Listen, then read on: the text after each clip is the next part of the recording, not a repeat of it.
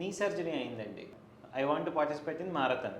So రీహాబ్కి వస్తే వెంటనే నేను మారథాన్లో పార్టిసిపేట్ చేసేయచ్చా?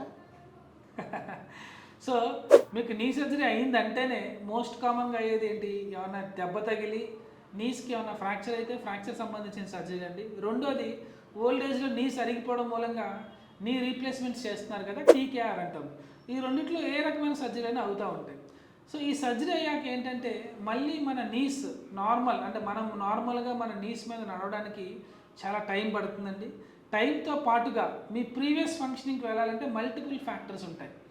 ఒకవేళ మీ ఏజ్ పెద్దదనుకోండి, మీరు ప్రీవియస్గా నార్మల్గా నడవలేకపోవచ్చు, ఎంతో కొంత మీ నడకలో తేడా ఉండడం లాంటివి జరుగుతూ ఉంటాయి. సో అలాంటప్పుడే మనం ఫిజియోథెరపీ రీహాబిలిటేషన్ సెంటర్కి వెళ్తే మీరు రికవరీని స్పీడప్ చేసుకోవచ్చు. కానీ మీరు జాయిన్ అయిన 5-6 రోజుల్లోనే వెళ్ళిపోతాము, లేదా వారం రోజులు రికవర్ అయిపోవడం, ఇవన్నీ కరెక్ట్ కాదు సార్.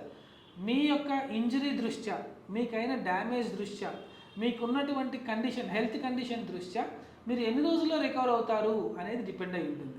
సో డెఫినెట్లీ రికవర్ అవుతారు. కొంతమందికి ఎక్కువ టైం పట్టచ్చు, కొంతమందికి తక్కువ టైం పట్టచ్చు. మీ హెల్త్ కండిషన్ మీద డిపెండ్ అయి ఉంటుంది.